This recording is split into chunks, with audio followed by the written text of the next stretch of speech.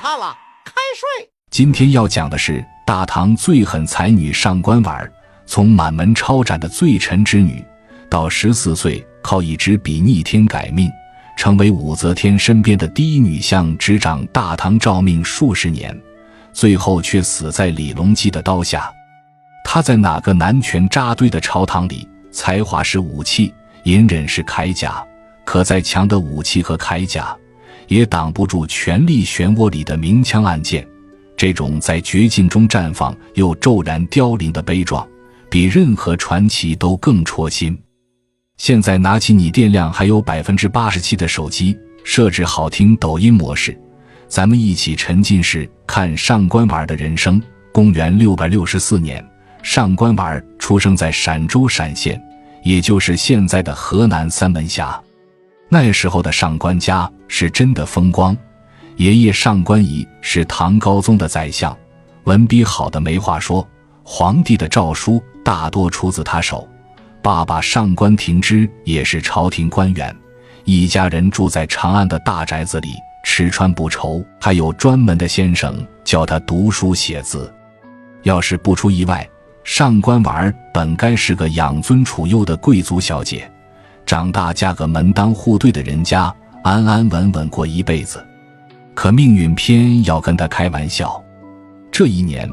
唐高宗因为受不了武则天的强势，偷偷让上官仪草拟废后诏书，想把武则天的皇后之位废了。上官仪是个忠臣，听皇帝这么说，就赶紧动笔写。可他没想到，武则天的眼线早就把消息报了上去。武则天怒气冲冲地跑到唐高宗面前，又哭又闹。唐高宗一下子就怂了，把所有责任都推到了上官仪身上，说都是上官仪教我的，我本来没这个心思。就因为这句话，上官家彻底完了。武则天下令把上官仪和上官庭之抓起来，定了个谋逆的罪名，满门抄斩。那时候的上官婉儿还在襁褓里，连眼睛都没睁开，就成了罪臣之女。按照唐朝的律法，罪臣的家眷要被没入掖庭宫为奴，于是上官婉儿和她的母亲郑氏一起被送进了掖庭宫，开始了暗无天日的奴婢生活。掖庭宫是什么地方？是皇宫里最底层的地方，住的都是宫女、太监和罪臣家眷，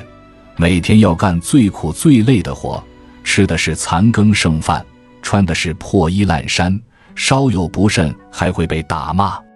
正是看着怀里嗷嗷待哺的女儿，心里又疼又恨，恨武则天的狠毒，恨唐高宗的懦弱。可她一个弱女子，什么也做不了，只能把所有希望都寄托在女儿身上。从上官婉儿记事起，母亲就教她读书。掖庭宫没有书桌，他们就把木板铺在地上当桌子；没有蜡烛，就借着窗外的月光看书；没有纸笔，就用树枝在地上写字。正是原本就是大家闺秀，肚子里有学问，教女儿读《诗经》《论语》，还教她写诗练字。上官婉儿也特别争气，天资聪颖，过目不忘，4、5岁就能背下整本《诗经》，7、8岁就能写诗，10岁时写的字比宫里的老文书还要好看。别的宫女都在抱怨生活苦，上官婉儿却把所有时间都用来读书。有人嘲笑她都成奴婢了，还读什么书？难道还想当小姐不成？上官婉儿不说话，只是把腰挺得更直，把字写得更认真。她心里清楚，在掖庭宫这个地方，只有才华才能让她和母亲活下去，才能有机会离开这里，为爷爷和爸爸报仇。随着年龄增长，上官婉儿的才华越来越难掩盖。她不仅诗写得好，还特别擅长草拟文书。掖庭宫的管事太监有时候会让她帮忙写一些记录，她总能写得条理清晰，言辞得体。时间长了，掖庭有个才女的消息，就像长了翅膀一样，传到了武则天的耳朵里。武则天是什么人？是个爱才的人，不管你是男人还是女人，只要有才华，他就愿意给你机会。公元677年，一说679年，武则天让人把上官婉儿从掖庭宫召到自己面前，想亲自测试一下他的才华。见到武则天的时候，上官婉儿一点都不害怕。她穿着粗布衣服站在大殿上，腰板挺得笔直，眼神里没有丝毫怯懦。武则天看着这个小姑娘，心里暗暗称奇，随口给她出了个题目，以剪彩花为题，写一首诗。上官婉儿拿起笔，略一思索，就开始挥笔疾书。没一会儿，一首诗就写好了。武则天接过诗稿，仔细一读，不由得眼前一亮。诗里不仅描写了剪彩花的美丽，还暗含着对武则天治理天下如花绽放的赞颂，既展现了才华，又不失分寸，一点都不像个10几岁的小姑娘写出来的。武则天大喜，当场就下令免除上官婉儿的奴籍，任命她为才人。你们可别以为才人是多大的官，在唐朝的后宫里，才人只是正五品的妃嫔，没什么实权。武则天之所以封他为才人，不过是给他一个名正言顺留在自己身边的身份，实际上是让他当自己的文书侍从，负责草拟诏令，整理奏章。上官婉儿知道这是他命运的转折点，他紧紧抓住这个机会，每天小心翼翼地伺候武则天，把武则天交代的事情做得滴水不漏。他特别会观察武则天的心思，武则天一个眼神，一句话，他就能明白武则天想表达什么。草拟的诏令总能精准地贴合武则天的意图，既符合唐朝的律法，又能让大臣们信服。比如有一次，武则天想提拔一个叫狄仁杰的大臣，却又不想显得太刻意，就让上官婉儿草拟诏令。上官婉儿在诏令里既肯定了狄仁杰之前的功绩，又说明了提拔他的原因，还特意提到此乃重臣举荐，非朕一人之意，既给足了武则天面子，也让狄仁杰和其他大臣都心服口服。武则天看了之后，对上官婉儿更加信任，越来越多的重要诏令都交给他来草拟。公元690年，武则天称帝，建立武周政权。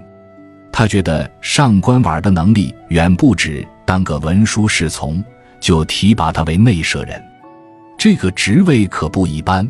负责执掌宫中所有的诏命，相当于武则天的贴身秘书，能接触到朝廷的核心机密。从这时候开始，上官婉儿才算真正进入了唐朝的政治核心，成了武则天身边最得力的助手。可伴君如伴虎，尤其是在武则天这样强势的君主身边，稍有不慎就会掉脑袋。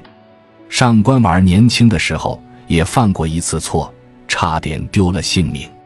关于这次犯错的原因，史书上有2种说法。一种说法是上官婉儿和武则天的男宠张昌宗有染，被武则天发现了。另一种说法是上官婉儿在草拟诏令的时候不小心冒犯了武则天，说了不该说的话。不管是哪种原因，武则天都非常生气，当即就拔出身边的金刀，想把上官婉儿杀了。可他看着上官婉儿那张写满惊恐却依旧倔强的脸，又想起他的才华，心里又软了。这么有才华的人，杀了太可惜了。最后，武则天把金刀扔在地上，下令给上官婉儿处以情面之刑，就是在他的额头刺上一个字，让他永远记住这个教训。情面之刑对一个女人来说是多大的羞辱啊！要是换做别的女人，可能早就崩溃了，可上官婉儿没有。她不仅没有消沉，反而在刺字的地方用胭脂和颜料绘了一朵梅花。没想到这朵梅花不仅掩盖了疤痕，还让她看起来更加娇媚动人。宫里的其他宫女见了都纷纷效仿，在额间绘上梅花，这就是历史上有名的梅花桩。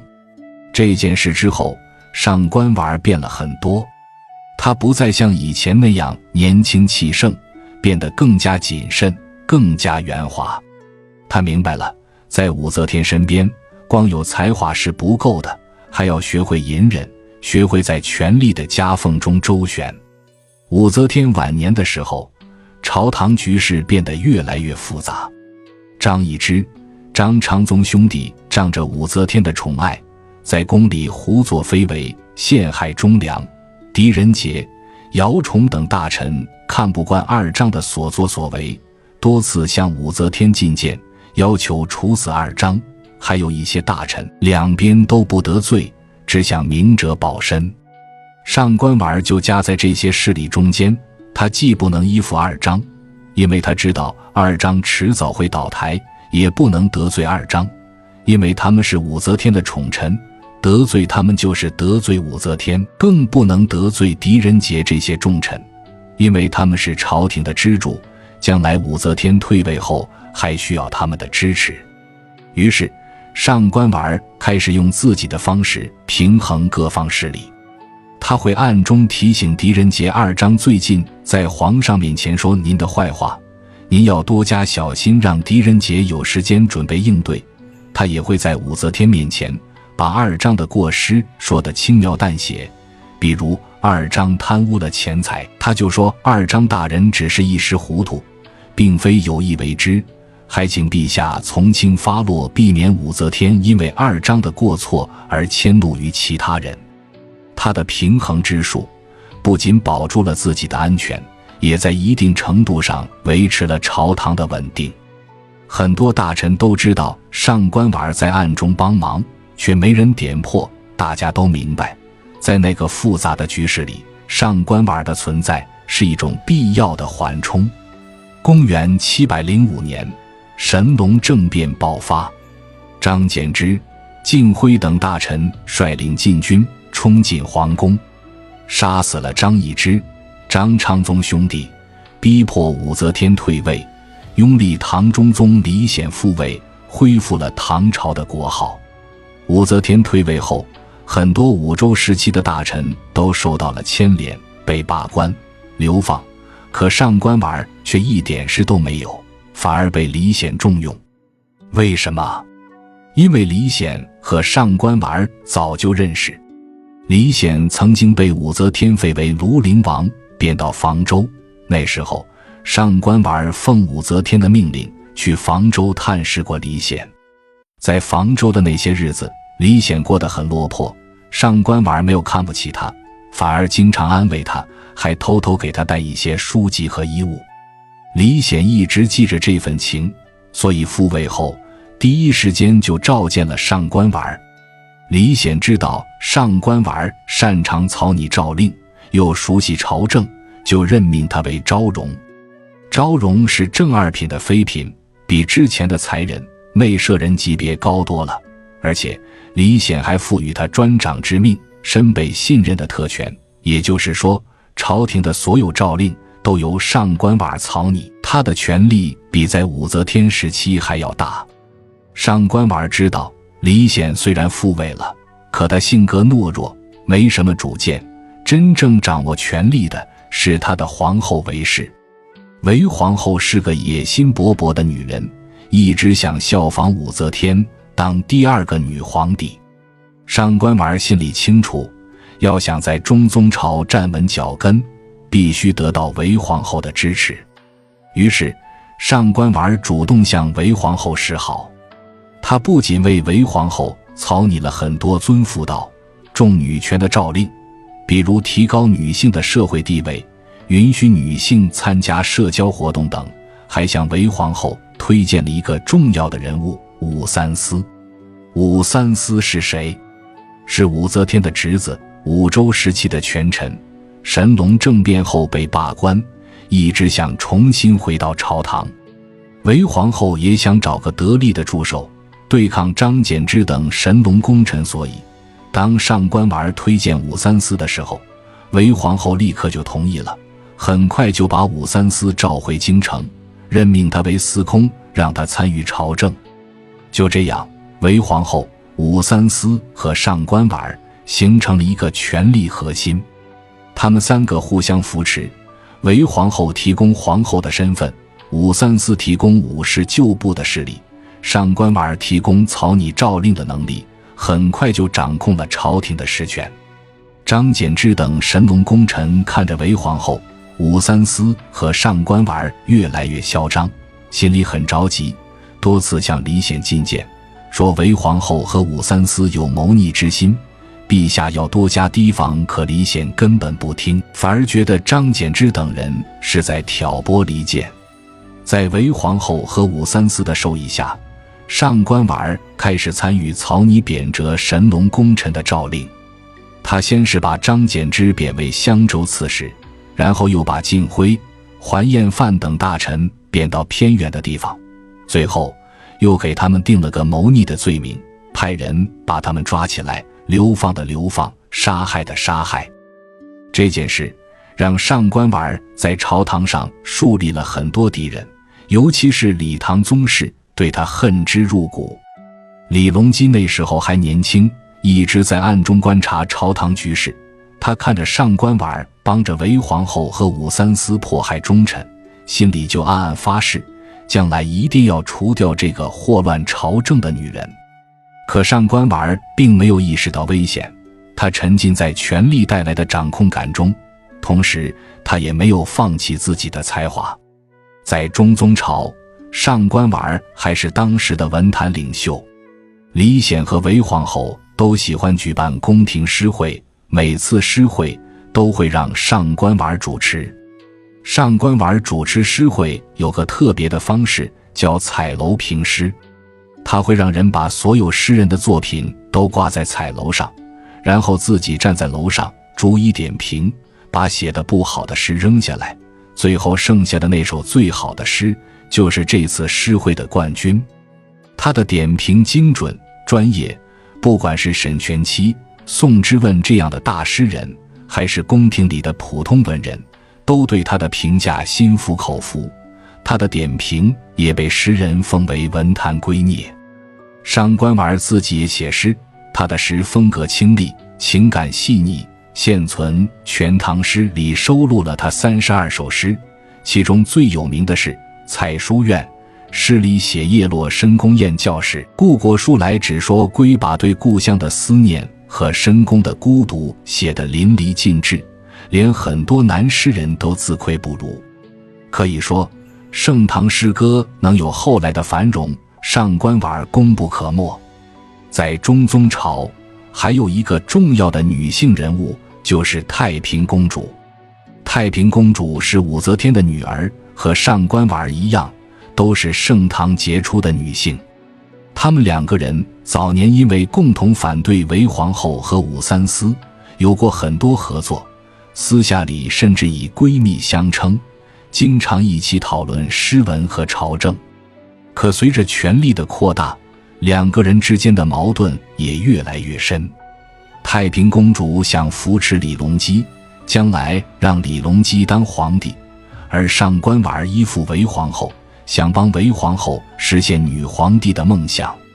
于是他们两个人开始在朝堂上暗中较劲，太平公主提拔支持李隆基的大臣，上官婉儿就提拔支持韦皇后的大臣。太平公主在李显面前说韦皇后的坏话，上官婉儿就在李显面前说太平公主的坏话。她们表面上还是闺蜜，背地里却互相提防，关系变得越来越复杂。公元710年，一件大事发生了，唐中宗李显突然驾崩。关于李显的死因，史书上有两种说法，一种说法是他得了疾病突然去世，另一种说法是韦皇后和安乐公主想早点掌权，就偷偷在李显的食物里下了毒，把他毒死了。李显一死，朝廷立刻陷入了权力真空。韦皇后想效仿武则天，先立年幼的李重茂为帝，自己临朝称制，然后再找机会废掉李重茂，自己当皇帝。上官婉儿察觉到了韦皇后的野心，她心里很清楚，李唐宗室绝对不会容忍韦皇后当皇帝，一旦韦皇后真的称帝，肯定会引发战乱，到时候自己也会跟着遭殃。于是上官婉儿开始暗中调整立场，他一方面继续为韦皇后草拟临朝诏书，表面上支持韦皇后，让韦皇后放松对他的警惕；另一方面，他偷偷派人去见太平公主，和太平公主商议对策，想在韦皇后和李唐宗室之间寻找新的平衡，为自己留一条后路。很快，韦皇后就让上官婉儿草拟遗诏，明确自己临朝称制的权利。上官婉儿表面上答应了，心里却打着自己的算盘。她在遗诏里除了写韦皇后临朝称制，还偷偷加了一条项王李旦辅政。他以为这样一来，既满足了韦皇后的要求，又讨好了李唐宗室，自己不管哪一方赢了，都能保住性命。可上官婉儿还是太天真了。韦皇后看到遗诏后，一眼就识破了他的心思，气得大骂：你这个两面三刀的女人，竟敢算计我！然后强行修改了遗诏，删除了项王辅政的内容，还把上官婉儿叫到面前，狠狠训斥了一顿。上官婉儿站在韦皇后面前，低着头，心里又怕又悔。他以为自己的小算盘能瞒天过海，却没想到韦皇后早已看穿一切。这时候他才明白，在绝对的权力面前，自己的那点小聪明根本不值一提。韦皇后虽然没杀上官婉儿，却也不再信任他，把他晾在一边，重要的诏令再也不让他草拟。上官婉儿陷入了前所未有的危机，他就像一只断了线的风筝，不知道自己下一步该飞向哪里。他想再找太平公主合作，可太平公主此时正忙着和李隆基密谋，根本没时间理会他。他想向李唐宗室示好，可之前他帮韦皇后迫害神龙功臣的事，早就让李唐宗室对他恨之入骨，没人愿意接纳他。就在上官婉儿走投无路的时候，一场更大的风暴正在酝酿。公元710年7月，李隆基联合太平公主，决定发动政变，诛杀韦皇后和安乐公主，彻底清除韦氏势力。李隆基知道，上官婉儿虽然依附过韦皇后，但他手里可能掌握着韦皇后谋逆的证据，而且他熟悉宫廷布局，要是能争取到他的支持，政变成功的几率会更大。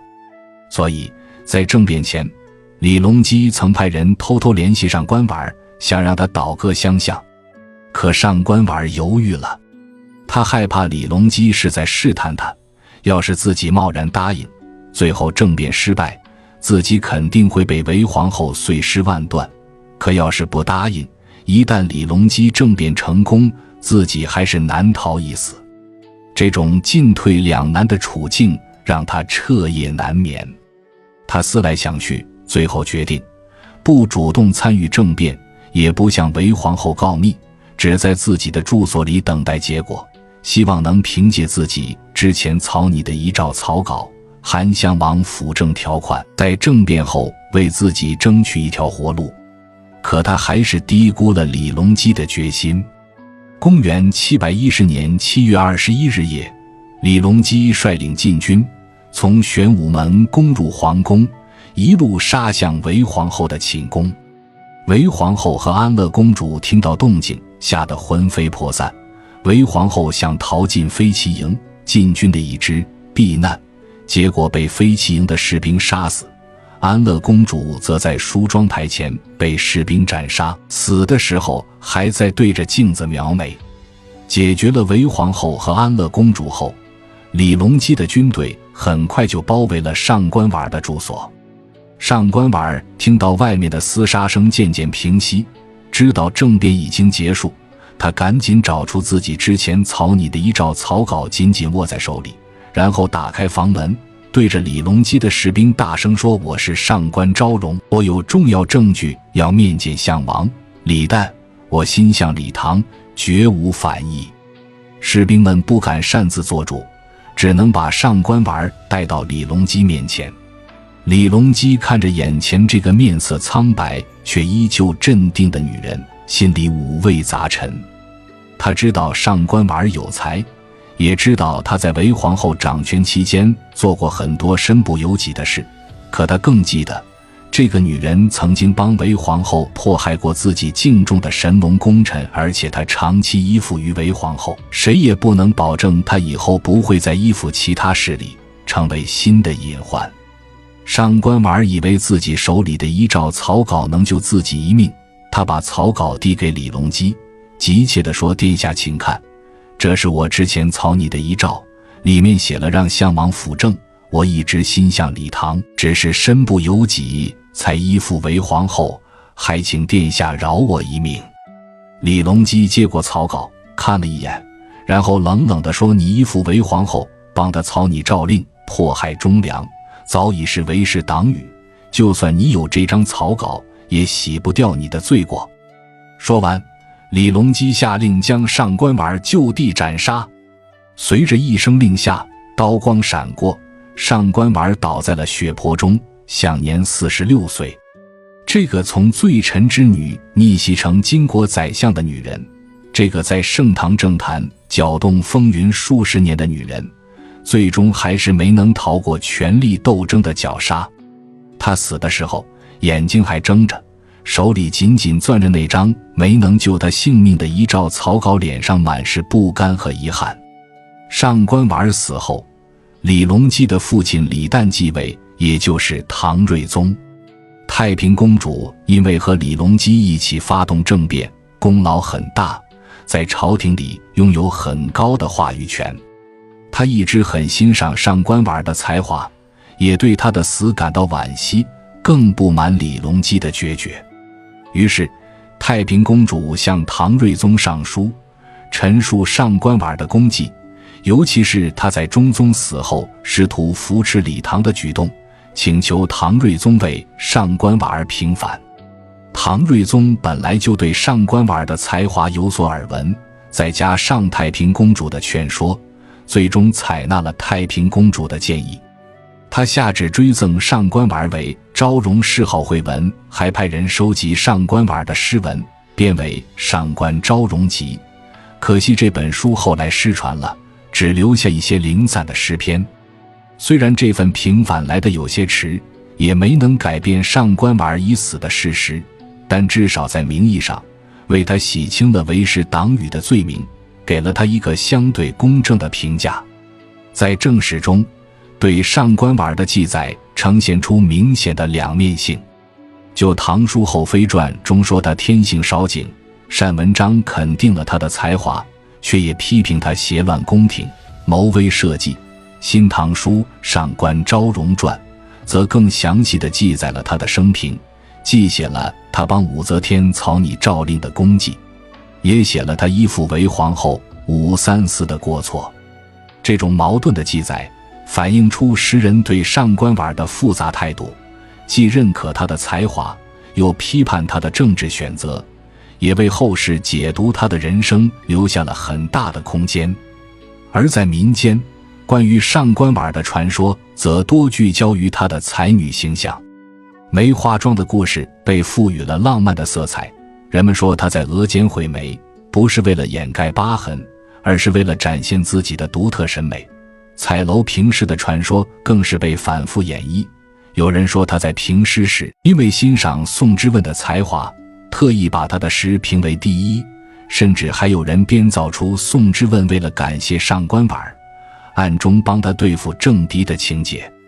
这些传说虽然大多偏离史实，却反映出老百姓对女性才华的推崇，也让上官婉儿的形象更加鲜活，更加贴近大众。要是把上官婉儿和武则天、太平公主放在一起对比，就能更清楚地看到她的独特之处。武则天是天生的领导者，她有狠辣的手段和宏大的野心，能在男权社会中杀出一条血路，成为一代女皇。太平公主则继承了武则天的野心，她手握兵权，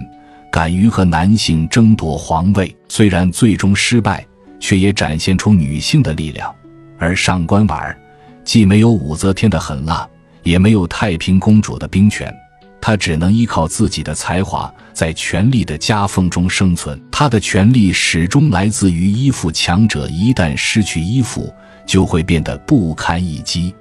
三人同为盛唐女性的代表，却因为性格和选择走向了截然不同的结局。武则天成为了千古一帝，太平公主成为了失败的夺权者，而上官婉儿则成为了才华与命运抗争的牺牲品。他们的故事共同构成了盛唐女性的群像，也让我们看到了在男权社会中，女性想要突破束缚，实现自我价值的艰难。上官婉儿的文学影响远比她的政治影响更为深远。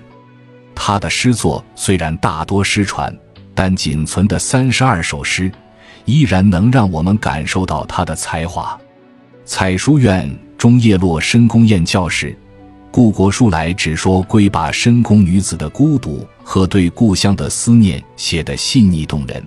嘉兴新丰温泉宫献诗3首中，山东霁月景龙年，万盛观风出灞川，则描绘了皇帝出游的盛大场景，气势恢宏。他的诗风兼具婉约与豪放，既有女性的细腻情感，又有政治家的宏大视野，对盛唐诗歌的发展起到了重要的推动作用。唐代的薛涛、鱼玄机等女诗人都曾以上官婉儿为榜样，他们模仿上官婉儿的诗风，敢于在诗中表达自己的情感和见解，打破了女性只能写闺怨诗的传统。到了宋代，李清照更是把上官婉儿视为女性文人的先驱，她在自己的词作中融入了上官婉儿独立自信的精神，成为宋代最杰出的女词人。可以说，上官婉儿的出现为后世女性文人开辟了一条道路，让他们相信女性不仅能做家务、相夫教子，还能在文学领域发光发热。2013年，陕西西安的一处建筑工地意外发现了上官婉儿的墓，墓中出土了一方墓志铭，上面详细记载了上官婉儿的生平，尤其是她在中宗死后试图扶持李唐的细节，印证了正史中遗诏草稿的记载。墓志铭中还提到，上官婉儿死后，太平公主曾派人附赠绢500匹，遣使吊祭，这也从侧面证明了太平公主对上官婉儿的重视。不过，令人遗憾的是，墓中并没有发现上官婉儿的完整遗骨，只有一些零散的骨骼碎片，而且墓中的陪葬品也很少，很多地方还有被破坏的痕迹。考古专家推测，这可能是因为李隆基在政变后虽然没有明确下令破坏上官婉儿的墓，但他的支持者为了讨好他，故意破坏了墓中的部分设施，甚至可能把上官婉儿的遗骨移走，以此来表达对韦氏党羽的憎恨。这种死后仍遭政治清算的遭遇，更凸显了上官婉儿结局的悲剧性。关于上官婉儿的政治角色，后世一直存在很大的争议。传统观点认为，他党父为后，祸乱朝政，是不折不扣的奸臣，而现代学者则认为，我们不能用现代的道德标准去评判古代的政治人物，尤其是女性政治人物。在男权至上的封建时代，女性想要参与政治，几乎没有其他选择，只能通过依附强者来获取权力。上官婉儿的行为更多是一种生存策略，而非主动祸乱朝政。这种争议的核心其实是对女性在封建朝堂中权力合法性的不同认知。有人认为，女性就应该待在家里，不应该干预朝政，只要女性参与政治，就是祸乱朝纲。而有人则认为，女性和男性一样，都有参与政治的权利。上官婉儿凭借自己的才华在朝堂中立足，本身就是一种进步。不管是哪种观点，都让我们看到了历史评价的复杂性，也让我们明白，评价一个历史人物，不能简单的用好或坏来概括，而应该结合当时的历史背景，全面客观地去分析。从现代视角来看，上官婉儿的故事给现代女性带来了很多启示。首先，才华是突破困境的重要武器。上官婉儿在掖庭宫那样艰苦的环境中，凭借自己的才华，一步步逆袭成为巾帼宰相。这告诉我们，不管身处什么样的困境，只要有才华，肯努力，就一定能找到属于自己的出路。其次，依附他人的权利终究不可靠。上官婉儿的权利来自于武则天为皇后的信任，一旦失去这种信任，她就变得一无所有。这提醒我们，女性想要实现真正的独立，不能只依靠他人的支持，更要靠自己的能力和努力掌握自己的命运。同时，上官婉儿的故事也让我们看到了封建时代女性的局限性。她虽然有才华有智慧，却始终没能摆脱依附者的命运。她的一切选择都要围绕着如何讨好强者来进行，这是时代对女性的束缚，也是她个人悲剧的根源。而生活在现代社会的我们，应该珍惜来之不易的平等权利，既要努力提升自己的能力，也要敢于争取自己的权益，真正实现女性的独立与自主。上官婉儿的一生是才华与命运抗争的一生，也是女性在男权社会中艰难求生的一生。她的故事不仅是个人的奋斗史，更是盛唐女性命运的缩影。它让我们看到了封建时代女性的无奈与悲哀，也让我们看到了女性在困境中绽放的光芒。虽然她最终没能逃过权力斗争的绞杀，但她的才华，她的智慧，她在逆境中不屈不挠的精神，却永远留在了历史的长河中，成为后世女性不断前进的动力。如今，当我们在提起上官婉儿时，不再只是简单地把她当成政治投机者或才女，而是把她当成一个复杂的、立体的历史人物。我们会为她的才华而惊叹，为她的遭遇而惋惜，也会为她在困境中展现出的坚韧而感动。她的故事告诉我们，不管身处什么样的时代，什么样的环境，只要有梦想，有勇气，有才华，就一定能在历史的舞台上留下自己的痕迹，即使最终凋零，也能绽放出属于自己的光芒。上官婉儿虽然已经离开我们1300多年了，但她的名字，她的故事，她的诗歌却一直被人们铭记着。她就像一朵绽放在盛唐宫廷中的梅花，虽然经历了风雨的摧残，却依然保持着自己的傲骨与芬芳，永远激励着后世的女性勇敢地追求自己的梦想，努力地实现自己的价值。